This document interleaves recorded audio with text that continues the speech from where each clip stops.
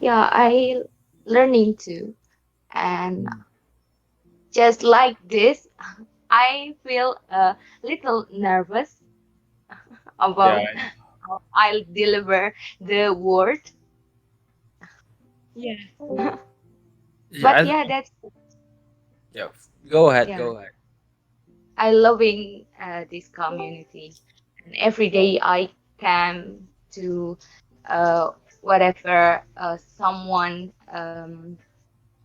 have a little group in Elsa server, like in the beginner server or the intermediate server. I if I have free time and I immediately join to speaking with another. Yeah, Mm. yeah. Be brave, and gain some confidence from another people. Yeah, another people in this community. So kind and very polite too. Yeah, Yes. this community is amazing, awesome community, and I love it All right, from that's me. cool. Yeah, I totally agree with you that like you have to be confident in speaking English because I feel like speaking English with confidence can be really challenged with someone, especially if it's not your first language. Me too. I also suffer that because I'm not really like the native speaker as I said. So Mm, I think there are several things you can do to boost your confidence and become more comfortable with speaking English, like practice regularly, try to immerse yourself in English language and cultures, and don't be afraid to make some mistakes. That could be the more important because I believe that someone who are really afraid to make mistakes and afraid to raise their voice.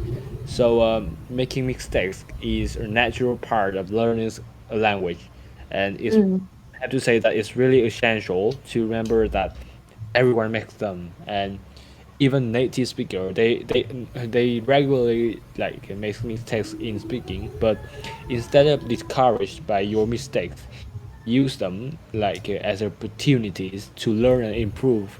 That's the point. Yeah. Okay, thanks Belle for your sharing. I really appreciate that.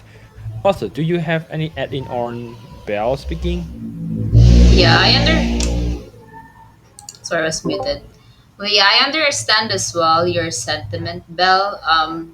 Before when I was still learning English, I was really afraid of making mistakes, especially when um, in non-Western countries, there's heavy scrutiny on grammar and vocabulary. For example, it's heavier than how they actually teach it on Western countries, and so there's higher pressure in terms of perfecting your grammar and vocabulary, and um, like wanting to perfect every pronunciation for each words. But um, what really pushed me to uh, you know make my English better or practice my English was the people around me.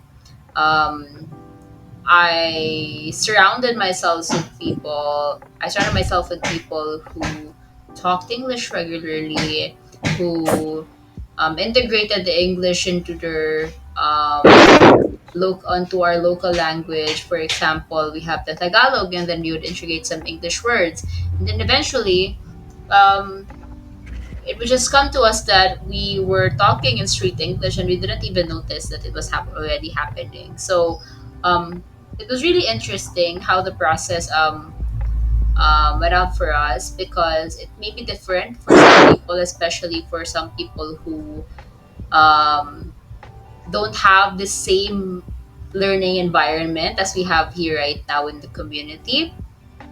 So yeah, that's why I urge mm, you guys to invite other people as well. So yeah, I think it's a different process for everyone, and I think differences in process should be embraced rather than you know invalidating other experiences in learning English. I think it should be the differences should be embraced and it should be acknowledged because people are different. Like our lives are all different, and yeah. Um, I relate to your sentiment, and thank you very much for sharing that.